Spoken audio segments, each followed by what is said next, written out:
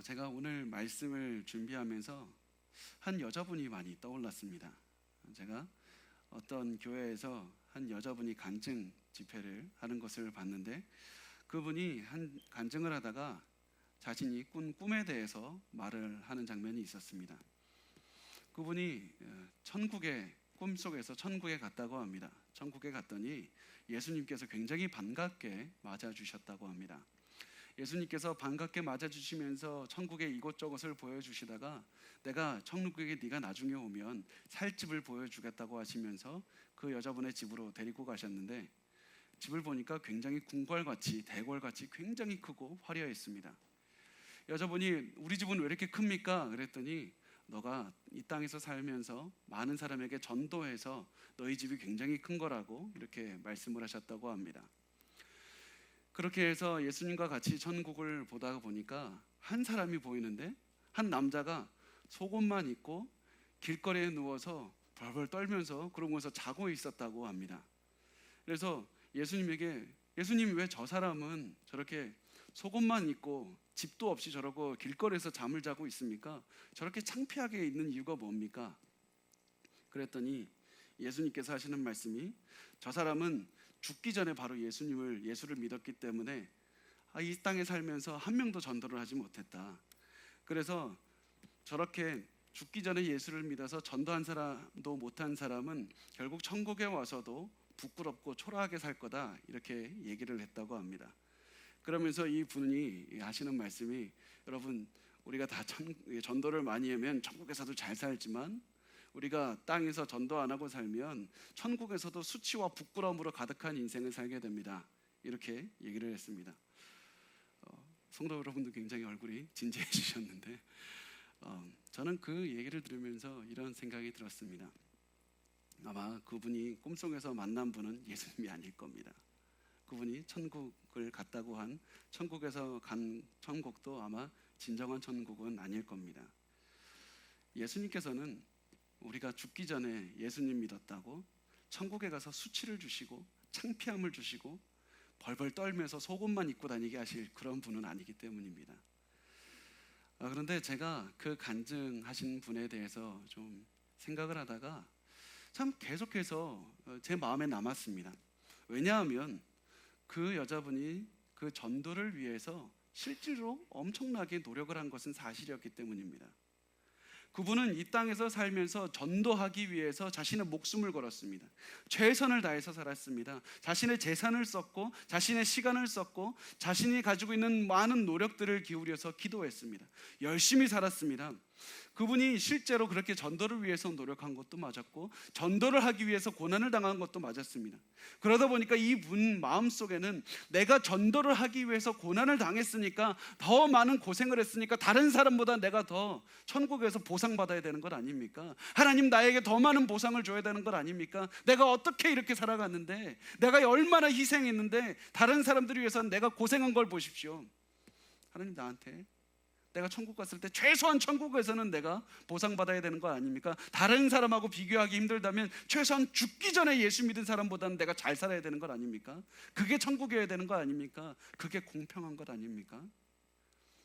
내가 예수님 위해서 고생한 걸 보면 천국에서는 다른 사람보다 더 돈 많고 더 대접받고 내가 누리면서 살아야 되는 것 아닙니까? 이런 얘기를 충분히 할 수 있지 않을까? 좀 제 마음속에 그런 생각이 들었습니다. 왜냐하면 그 질문이 사실은 저의 마음이기도 하고, 또 이게 우리의 질문이기도 하고, 또 예수님 시대에 있었던 제자들의 질문이기도 했기 때문입니다. 예수님의 제자들도 이 질문을 했습니다. 그런데 이 예수님의 제자들이 이 질문을 하기 전에 어떠한 일이 있었냐면, 마태복음 19장에 보면, 우리가 오늘 마태복음 20장을 묵상하는데 19장에 보면 부자 청년의 이야기가 나옵니다. 이 부자 청년은 예수님께 나와서 영생을 어떻게 해야지 얻을 수 있습니까? 내가 영생 얻을 수 있는 방법이 무엇입니까? 그렇게 물었습니다. 그러자 예수님께서는 이 부자 청년에게 살인하지 말라, 간음하지 말라, 도둑질하지 말라, 거짓 증언하지 말라, 내 부모를 공경하라, 내 이웃을 너의 자신과 같이 사랑하라, 이렇게 말씀을 하셨습니다. 그러니까 이 청년은 이렇게 얘기를 합니다. 내가 그 모든 것을 다 지켰습니다. 모든 계명을 완벽하게 지켰는데 내가 무엇을 더 해야 됩니까? 내가 따로 더 추가로 더 해야 될 것이 무엇이 있습니까? 이렇게 얘기를 하자 예수님께서는 그래? 그럼 너가 정말 이웃을 너의 자신과 같이 사랑하는지 한번 테스트 한번 해보자. 한번 그것을 한번 시험해보자. 이렇게 말씀하시면서 이렇게 예수님께서 말씀을 하십니다. 마태복음 19장 21절 말씀을 우리 같이 읽겠습니다. 예수께서 이르시되 내가 온전하고자 할진대 가서 내 소유를 팔아 가난한 자들에게 주라. 그리하면 하늘에서 보화가 내게 있으리라. 그리고 와서 나를 따르라 하시니, 너가 정말 너의 이웃을 너의 자신과 같이 사랑한다면 너의 재산 한번 다 팔아봐라. 너의 재산을 다 팔아서 가난한 사람들에게 나눠주고 나를 따라올 수 있느냐? 그렇게 해서 너의 사랑을 한번 증명해봐라. 너 그렇게 할 수 있느냐? 라고 했을 때 이 청년은 도저히 그렇게 할 수가 없었습니다. 도저히 그렇게 할 수가 없어서 아무 말도 못하고 예수님을 떠나갔습니다. 이 청년은 자신이 이웃을 사랑하는 줄 알았지만 사랑한 것이 아니었습니다. 그래서 이웃을 위해서 자신의 재산을 포기하지 못했습니다. 이 떠나가는 청년들을 보면서 제자들이 예수님께 질문합니다. 굉장히 중요한 오늘 모든 본문의 이야기가 나오게 되는 계기가 되는 이 질문을 베드로가 하기 시작합니다. 마태복음 19장 27절 말씀을 우리 같이 읽어보겠습니다. 이에 베드로가 대답하여 이르되 보소서 우리가 모든 것을 버리고 주를 따랐사온데 그런즉 우리가 무엇을 얻으리이까? 지금 베드로가 우리가 무엇을 얻으리까? 우리가 모든 것을 버렸습니다. 계속해서 우리라고 말합니다. 베드로가 자기 자신만의 생각을 이야기하는 게 아니라 예수님의 모든 제자들을 대변해서 말하고 있는 겁니다. 지금 제자들을 대변해서 이렇게 얘기합니다. 우리는 예수님을 따르기 위해서 모든 것을 포기했습니다. 우리는 예수님을 따르기 위해서 재산도 포기했습니다. 온갖 위험도 감수했습니다. 우리가 모든 시간을 쏟고 있습니다. 우리의 직업도 포기했습니다. 우리가 이렇게 포기하고 예수님을 위해서 이렇게 희생했는데 나중에 우리가 어떤 보상 주실 겁니까? 나에게 어떤 보상 주실 겁니까? 우리가 이렇게 고생하고 예수님을 위해서 희생한 걸 보면 최소한 다른 사람보다 우리가 돈을 더 받아야 되는 거 아닙니까? 우리가 최소한 더 많은 영광을 받아야 되는 것 아닙니까? 우리가 받아야 될 상이 무엇입니까? 그래야지 우리가 공평한 것 아닙니까? 우리가 희생하고 수고한 것에 대해서 어떤 대가를 주실 겁니까? 이렇게 베드로와 제자들이 예수님께 물었습니다. 그리고 중요한 사실은 그들의 말이 사실이었다는 사실입니다.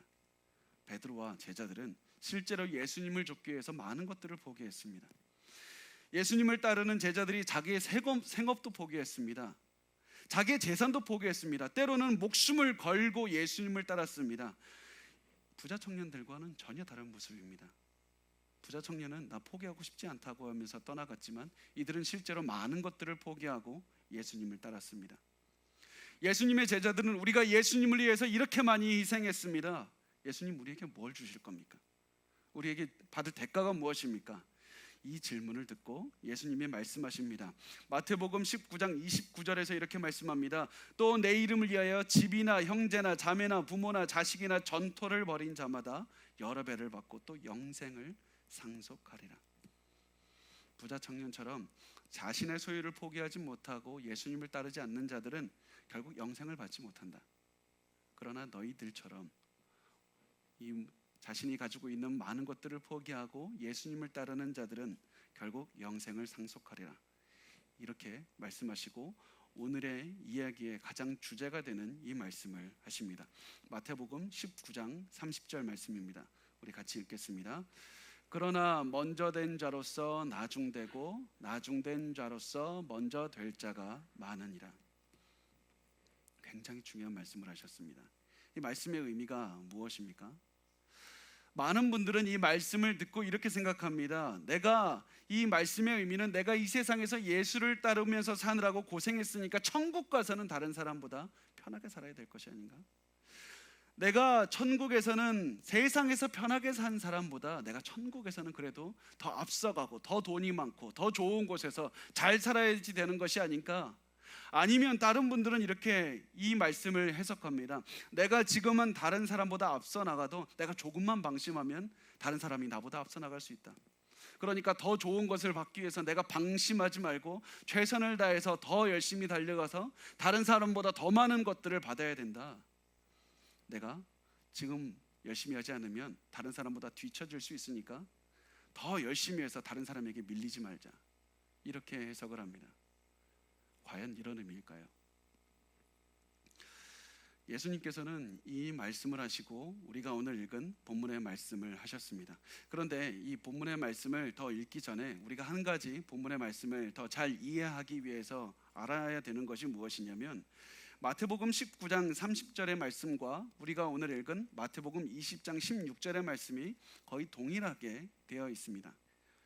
이렇게 되어 있는 이유는 이 본문이 이런 구조로 되어 있는 이유가 무엇이냐면 말씀과 말씀, 이것이 주제라는 겁니다. 이 주제의 말씀이고 이 가운데의 말씀은, 내용은 이 주제의 말씀을 설명하기 위해서 있다.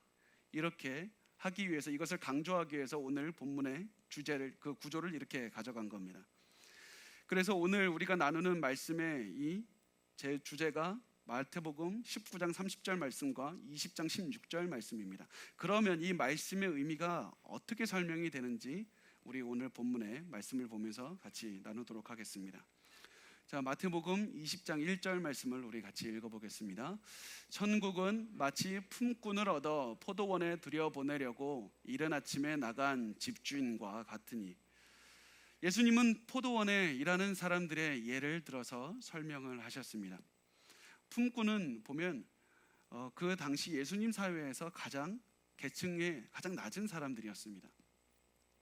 우리가 흔히 생각하기를 노예가 가장 낮다고 생각하기가 쉽지만 노예들은 다른 누군가 주인에게 속한 사람들입니다. 그래서 갈 곳이 있고 먹여줄 사람이 있고 집도 제공해줄 사람이 있습니다. 그런데 품꾼은 그런 사람이 없습니다. 자기의 손으로 직접 돈을 벌어서 살아야 됩니다. 품꾼은 갈 곳이 없습니다. 누가 집을 마련해 주지도 않습니다. 품꾼은 게다가 특별한 지식도 없고 특별한 재능도 없고 기술도 없고 특별한 교육을 받은 것도 없습니다. 너무나도 평범한 사람입니다. 그래서 다른 사람들과는 달리, 전문가들과는 다르게 아무리 열심히 일을 해도 돈을 많이 받지 못하는 그런 사람이었습니다. 그래서 하루 벌어서 하루 먹고 사는 그런 삶이었습니다. 다르게 말하면 오늘 일하지 않으면 오늘 가족 전체가 다 굶는 그런 삶을 살았던 것이었습니다. 이 품꾼들은 보통 새벽 6시에서 저녁 6시까지 12시간을 일했습니다. 이 사람들은 마치 우리 인력시장이 있지 않습니까? 마치 새벽에 이 품꾼들이 모여서 있다가 일을 시킬 사람이 일이 생겨서 그곳으로 가서 자기가 원하는 사람 몇 명을 선택한 다음에 자기에게 일하는 곳으로 데리고 가는 그런 삶을 살았습니다. 오늘 본문에도 보면 집주인이 이 품꾼들에게 일을 시키기 위해서 품꾼들이 모여있는 그런 장소로 갔습니다. 그래서 새벽에 나가는 장면을 보여줍니다. 자, 우리 마태복음 20장 2절 말씀 우리 같이 읽어보겠습니다. 그가 하루 한 데나리온의 품꾼들과 약속하여 포도원에 들여보내고. 지금 이 집주인이 모여있는 사람들 중에 몇 명을 골라서 이렇게 얘기를 합니다. 나를 위해서 일하면 하루 일당을 한 데나리온씩 쳐서 주겠소, 이렇게 얘기합니다. 나를 위해서 일하겠습니까? 그런데 이것은 우리는 이제 알지 못하지만 이 당시 사회에서는 엄청난 것이었습니다. 한 데나리온은 품꾼 한 명이 일해서 벌을 수 있는 돈이 아니었습니다. 엄청나게 많은 돈입니다. 그 당시 기록을 보면 로마 군인이 하루 일해서 벌을 수 있는 돈이 한 데나리온이었습니다. 기술도 없는 가장 약자인 품꾼이 하루 일해서 한 데나리온을 버는 건 너무나도 큰 돈이었습니다. 그래서 이 집주인이 너무나도 후하게 돈을 준다고 하면서 당신 나를 위해서 일하겠습니까? 이랬더니 이 품꾼들은 두 번 생각할 이유가 없습니다. 내가 일하겠습니다. 나를 써주기만 해주십시오. 그러면서 따라갔습니다. 마태복음 20장 3절 말씀에 다음 이야기가 진행이 됩니다. 우리 같이 보겠습니다. 시작. 또 제3시에 나가보니 장터에 놀고 서 있는 사람들이 또 있는지라. 제3시를 우리 시간으로 계산하면 오전 9시입니다.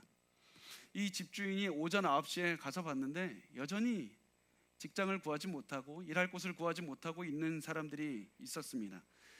그 사람들이 참 처량해서 이 집주인이 그들에게 이렇게 말합니다. 20장 4절 말씀 우리 같이 읽겠습니다. 그들에게 이르되 너희도 포도원에 들어가라. 내가 너희에게 상당하게 주리라 하니 그들이 가고, 이제 이 집주인이 당신들 우리 있는 곳에서 일하겠습니까 하면서 중요한 것은 얼마인지를 얘기를 하지 않습니다. 내가 얼마 주겠습니다. 그렇으니까 나를 위해서 일하십시오. 이렇게 이야기를 하지 않습니다. 그러면서 이야기를 하는 것이 내가 상당하게 주겠습니다. 이 얘기를 하는데 한글 성경에서 읽으면 마치 돈을 굉장히 많이 준다는 것처럼 느껴질 수 있지만 원어를 보면 어떤 뜻이냐면 내가 보는 대로 적당한 대로 당신에게 주겠습니다. 내가 보기에 적당한 대로 당신에게 주겠으니까 당신 나를 위해서 일하겠습니까? 아마 이 품꾼들이 사이에서 이미 아침에 있었던 일이 아마 퍼졌을 겁니다. 새벽에 한 집주인이 왔는데 그 사람이 사람들 데리고 가면서 한 데나리온씩이나 주더라. 그 사람 참 돈을 많이 주는 사람이다. 야, 나도 거기에 가서 일하고 싶은데, 이런 생각이 아마 이야기가 돌았을 겁니다. 그런데 그 사람이 다시 와서 내가 당신들에게, 내가 돈은 얘기하지 않겠지만 내가 보기에 적당한 대로 당신들에게 줄 테니까 우리 같이 가서 일합시다, 이렇게 얘기했을 때 내가 일하겠습니다. 이 사람을 따라가면 돈을 많이 받는다고 생각을 하고 후하게 주는 이 집주인을 따라가겠다고 나섰습니다. 또 집주인은 시간이 지나서 또다시 품꾼이 있는 곳으로 계속해서 갔습니다. 정오에도 갔습니다. 오후 3시에도 갔습니다. 오후 5시에도 갔습니다. 오후 6시에 일이 끝나는데 오후 5시까지도 품꾼들이 일을 찾지 못하고 계속해서 몰려 있습니다. 당신들은 왜 여기서 일하지 않고 있습니까? 이렇게 물었더니 품꾼들이 대답합니다. 우리는 일을 하고 싶은데 우리를 써주는 사람이 없습니다. 그래서 이러다가 우리가 오늘 하루 굶어 죽게 생겼습니다. 어떻게 합니까? 이 품꾼들은 우리가 상상을 해보면 다른 사람보다 몸이 약할 수도 있고, 다른 사람보다 일을 잘하지 못하는 사람들일 수도 있고, 다른 사람보다 나이가 많았을 수도 있습니다. 어떻든 간에 이 품꾼들은 자기를 써주는 사람이 없어서 계속해서 기다리고 있었습니다. 이 집주인은 이 사람들에게 내가 당신들에게 일을 줄 테니까 내가 있는 포도원으로 빨리 가라고 그렇게 얘기를 합니다. 이번에도 얼마를 준다는 약속을 하지 않습니다. 그리고 품꾼들도 묻지 않았습니다. 왜냐하면 이렇게 늦은 시간에 나를 써주는 사람이 있다는 것만으로도 고마운 겁니다.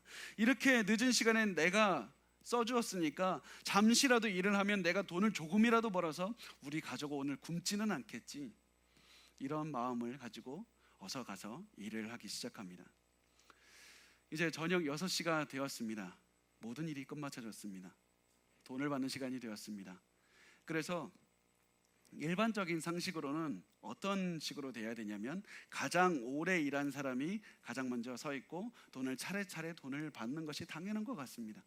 그런데 집주인은 이 일꾼들을 담당하는 청지기에게 시켜서 이렇게 명령합니다. 일꾼들을 가장 늦게 온 사람부터 한 사람씩 줄을 세워라. 내가 돈을 주겠다. 그렇게 하고서는 돈을 주기 시작하는데 엄청나게 충격적인 일이 벌어지기 시작합니다. 마태복음 20장 9절 말씀에 이 일이 시작합니다. 같이 읽겠습니다. 제11시에 온 자들이 와서 한 데나리온씩 받거늘. 이 말씀이 이겁니다. 오후 5시에 와서 1시간 일한 사람이 한 데나리온을 받은 겁니다.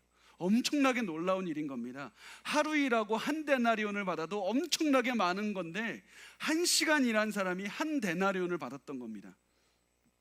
그 한 데나리온을 받은 사람 너무나도 놀랐을 겁니다. 어떻게 나한테 이렇게 많이 돈을 줄까? 그 사람보다 더 놀란 사람이 누구겠습니까? 뒤에서 기다리는 사람들입니다. 3시간 일한 사람은 내가 3시간 일했으니까 3데나리온을 받겠구나. 5시간 일한 사람은 내가 5데나리온을 받고, 제일 끝에 서 있는 12시간을 일한 사람은 내가 12데나리온을 받겠다. 내가 이것을 받으면 내가 얼마나 많이, 내가 좀 일을 쉬면서 놀 수 있을까? 그런 계산을 했는지도 모르겠습니다. 그러면서 자신의 순서가 오기를 기다리고 있는데 더 충격적인 일이 벌어지는 겁니다. 마태복음 20장 10절 말씀입니다. 우리 같이 읽겠습니다. 먼저 온 자들이 와서 더 받을 줄 알았더니 그들도 한 데나리온씩 받은지라. 1시간 일한 사람과 12시간 일한 사람 모두 다 한 데나리온을 받았습니다. 1시간 일한 사람과 12시간 일한 사람이 동일한 임금을 받았습니다. 그래서 그 사람들은 지금 우리가 느끼는 그 감정을 느끼고 있습니다. 뭡니까? 불공평하다.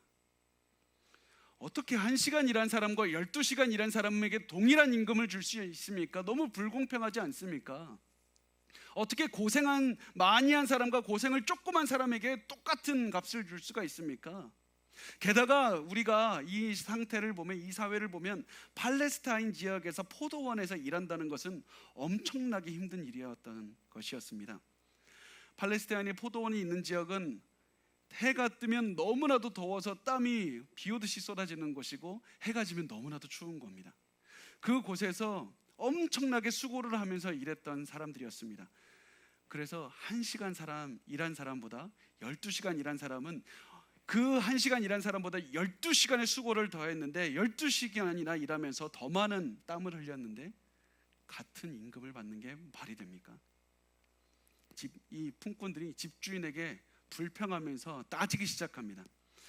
마태복음 20장 11절에서 12절 말씀에 이렇게 말을 합니다. 우리 같이 읽겠습니다.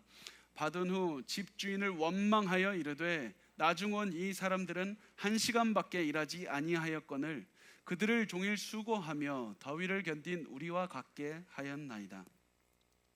이 사람들은 이렇게 얘기를 합니다. 왜 일을 더 많이 한 사람과 적게 한 사람에게 동일한 임금을 지불하셨습니까? 왜 우리에게 이렇게 대우하십니까? 더 많이 일한 사람이 더 많은 돈을 받아야 되는 게 당연한 것 아닙니까? 그래서 이 사람들은 자리를 떠나지 않고 주인에게 항의하면서 우리에게 더 많은 돈을 달라고 이 자리를 떠나질 않았습니다. 이때 주인은 이 사람들에게 대답합니다.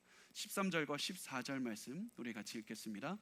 주인이 그 중에 한 사람에게 대답하여 이르되 친구여, 내가 내게 잘못한 것이 없노라. 내가 나와 한 데나리온의 약속을 하지 아니하였느냐? 내 것이나 가지고 가라. 나중은 이 사람에게 너와 같이 주는 것이 내 뜻이니라. 여기서 친구라는 말은 사랑하고 존경의 의미라기보다는 마치 우리나라 말로 하면 이런 겁니다. 야, 이 사람아, 야, 이 친구야, 이러면서 꾸짖는 그런 말을 하는 겁니다. 집주인은 말을 합니다. 내가 당신에게 한 데나리온 준다고 약속해서 한 데나리온을 주지 않았느냐? 내가 당신에게 빚을 진 것도 없고 내가 당신에게 한 약속을 어긴 것도 없다. 그래서 내가 당신에게 준 것이 있으니까 내 돈을 내가 당신에게 원하는 만큼 주었고 내 돈을 내가 원하는 만큼 다른 사람에게 주었다. 그런데 당신은 왜 내게 항의하는가? 잘 생각해보라.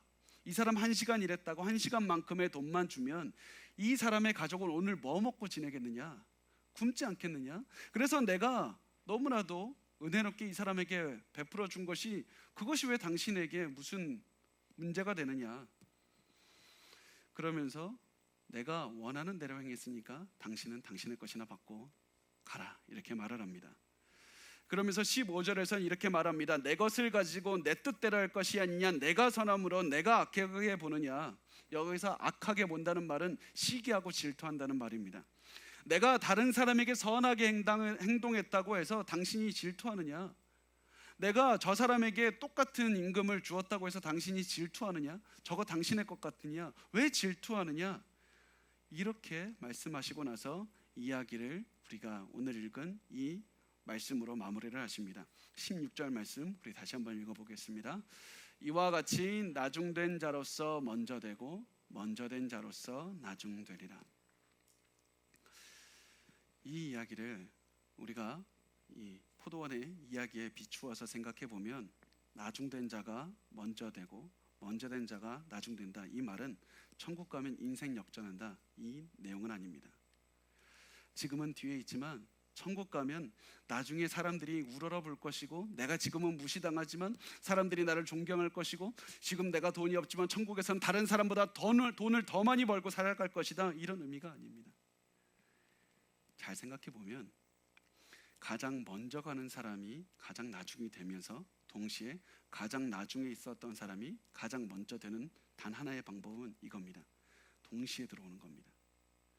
가장 먼저 갔던 사람이 가장 나중이 되고 가장 나중에 있던 사람이 가장 먼저 되는 단 하나의 방법은 동시에 들어오는 겁니다. 다 같이 들어오는 겁니다. 모든 사람이 똑같이 들어오면 처음도 없고 끝도 없습니다. 모든 사람은 동일한 임금을 받게 될 것이다. 가장 앞서가는 사람도 없을 것이고 가장 뒤처지는 사람도 없을 것이다. 여러분, 이 말씀을 오해하지 마십시오. 이 말씀은 경제에 관한 말씀이 아닙니다. 회사에서 적게 일한 사람과 많이 일한 사람이 동일한 임금을 받아야 된다는 그런 의미가 아닙니다.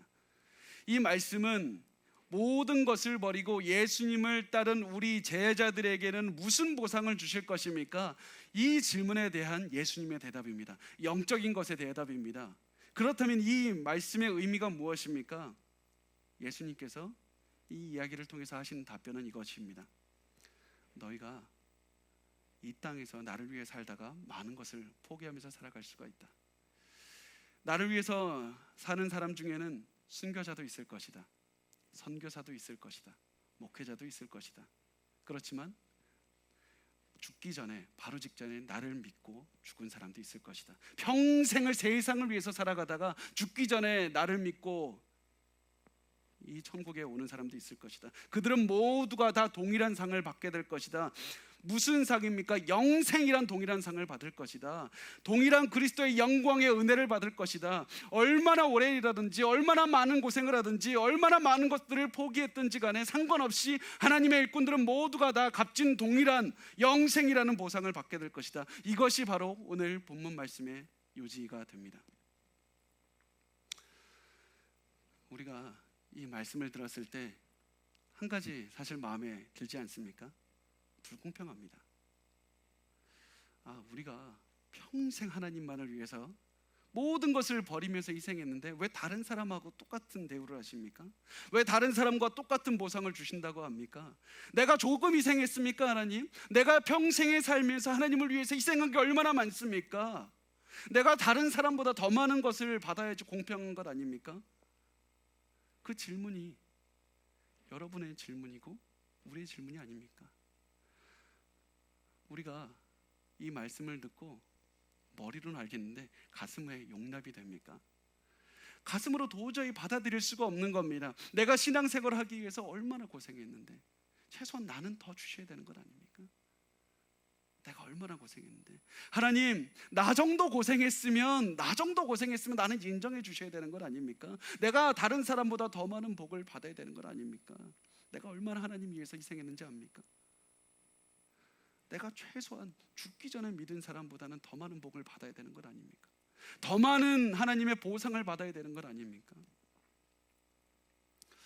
이 질문이 저의 솔직한 심정으로 저의 질문이기도 했습니다. 용납이 안 되는 겁니다. 머리로는 알겠는데 가슴이 용납이 안 되는 겁니다. 불공평합니다. 불공평합니다. 이런 마음으로 계속해서 말씀을 읽어지지가 않고 딱 걸려서 가슴속에 뭔가 하나 걸린 것처럼 계속해서 이 말씀을 묵상하고 있었습니다. 그렇게 묵상하면서 기도하던 제게 한 말씀이 참 떠올랐습니다. 우리 그 말씀을 우리 같이 읽었으면 좋겠습니다. 누가복음 17장 7절에서 10절 말씀입니다. 우리 같이 읽겠습니다. 너희 중 누구에게 밭을 갈거나 양을 치거나 하는 종이 있어 밭에서 돌아오면 그더러 곧 와 앉아서 먹으라 말할 자가 있느냐? 도리어 그더러 내 먹을 것을 준비하고 띠를 띠고 내가 먹고 마시는 동안에 수종 들고 너는 그 후에 먹고 마시라 하지 않겠느냐? 명한 대로 하였다고 종에게 감사하겠느냐? 이와 같이 너희도 명령받은 것을 다 행한 후에 이르기를 우리는 무익한 종이라 우리가 하여야 할 일을 한 것뿐이라 할지니라. 참 이 말씀을 듣고 멍하니 가만히 앉아 있었습니다. 저는 제가 살면서 엄청나게 많은 것을 한 것 같습니다. 우리가 살면서 다른 사람보다 많이 희생한 것 같습니다. 다른 사람보다 많은 것들을 하면서 하나님을 위해서 엄청난 희생을 한 것 같습니다. 내가 하나님을 위해서 많은 것을 하면서 많은 손해를 본 것 같습니다.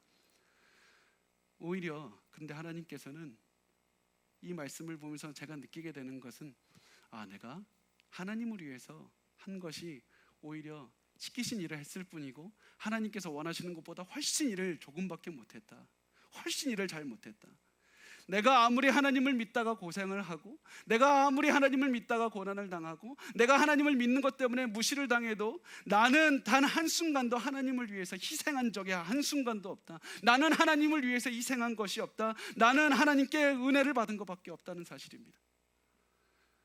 나는 하나님께 은혜를 받은 것밖에 없습니다. 나는 하나님을 위해서 희생하지 않았습니다.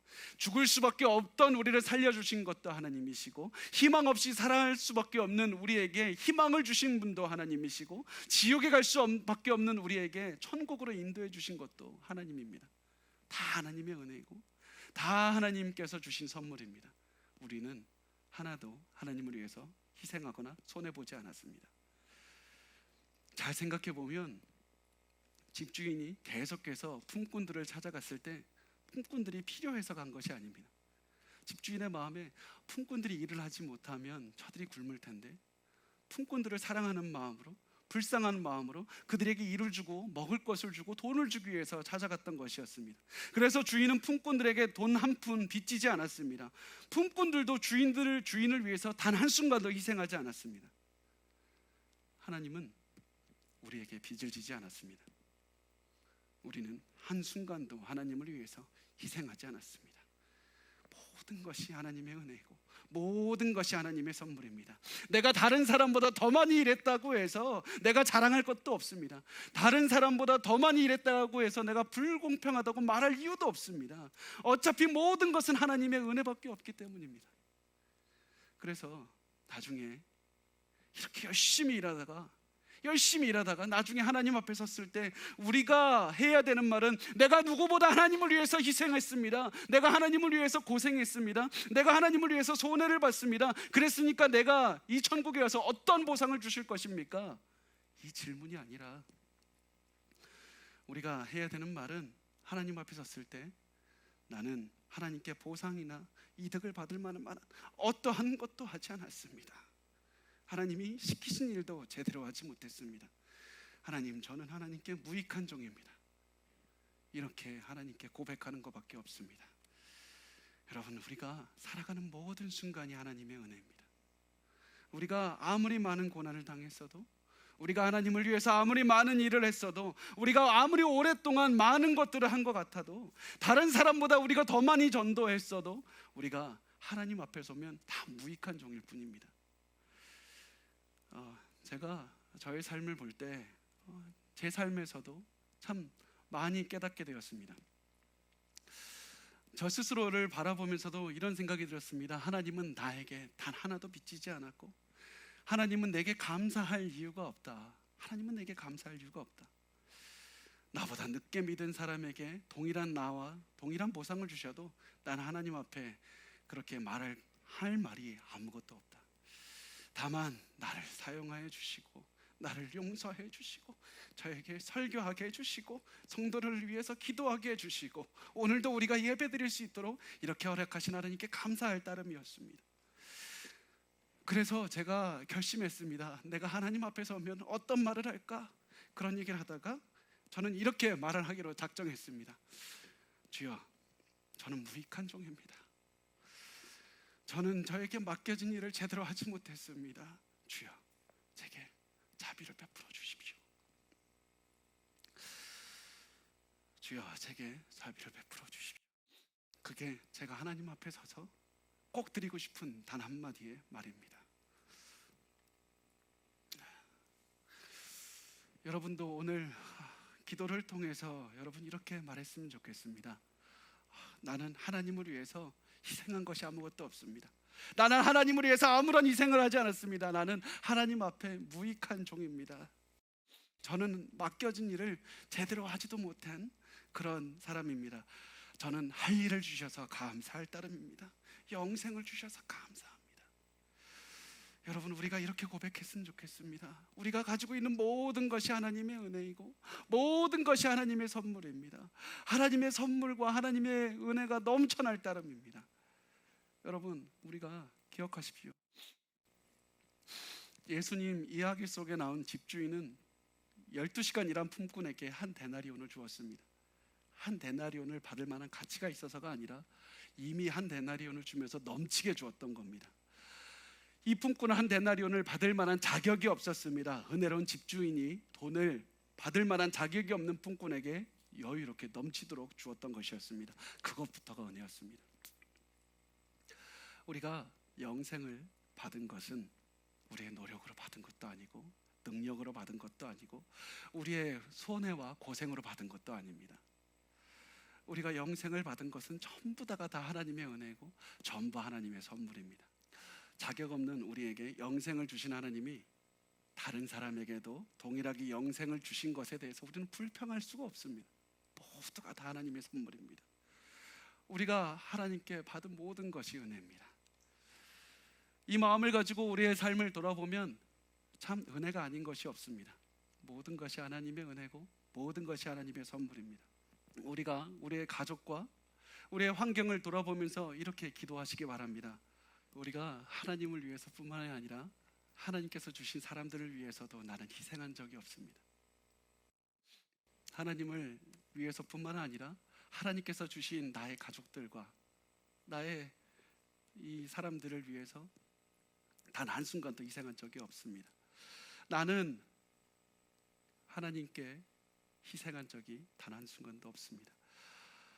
내 가족, 내 환경은 모두가 다 하나님의 선물이고 하나님의 은혜일 뿐입니다. 나는 나에게 맡겨진 일을 했을 뿐입니다. 이런 마음으로 세상을 바라보시기 바랍니다. 그런데 우리가 우리의 가족이, 우리의 환경이, 우리에게 주어진 그 사람들이 하나님의 선물이고 하나님의 은혜라는 사실을 잊어져 갈 때, 우리가 잊을 때 우리는 삶을 불공평하다고 여깁니다. 우리가 하나님의 선물이고 하나님의 은혜라는 사실을 잊을 때 우리가 이렇게 생각하기 시작합니다. 내가 왜 내 부모를 위해서 희생해야 되고, 내가 왜 내 남편과 아내를 위해서 희생해야 되고, 내가 언제까지 우리 자식을 위해서 희생해야 될 것인가, 내가 도저히 이것 때문에 견딜 수가 없다, 이런 생각이 들면서 우리가 가족들에게, 우리를 사랑하는 사람들에게, 하나님께서 선물과 은혜를 주신 사람들에게 이렇게 외치기 시작합니다. 내가 당신을 위해서 얼마나 희생하는지를 알아? 내가 얼마나 희생했는지 알아? 내가 이 집안을 위해서 내가 얼마나 희생하고 고생했는지 알아? 내가 있었기 때문에 이 가정이 있는 것이고, 내가 있었기 때문에 우리가 그래도 이렇게 먹고 사는 줄 알아? 내가 언제까지 이 집안을 위해서 희생해야 되느냐? 그러나 여러분, 우리가 돌아보면 내 가정이 있는 것도 내 노력이 아니라 하나님의 선물입니다. 하나님의 은혜입니다. 내가 하루 세끼 걱정 없이 밥 먹고 살 수 있는 것도 하나님의 은혜고, 일이 끝나고 집에 돌아갈 수 있는 집이 있는 것도 하나님의 은혜고 선물입니다. 내가 희생해서 노력해서 받은 것이 아니라 하나님의 선물입니다. 모든 것은 하나님의 선물입니다. 나는 하나님을 위해서, 또 하나님께서 선물로 주신 그 사람들을 위해서 단 한순간도 희생하지 않았습니다. 하나님의 은혜밖에 없습니다. 참, 우리가 돌아보면 우리는 모두 예수님의 이야기에 나오는 품꾼들과 같은 인생입니다. 우리는 아무런 대단할 것도 없습니다. 참, 돌아보면 하나님이 써주시지 않으면 어디에도 쓸모가 없는 사람들입니다. 우리가 바로 그 품꾼들입니다. 우리는 우리를 은혜롭게 써주시는 집주인이 바로 하나님입니다.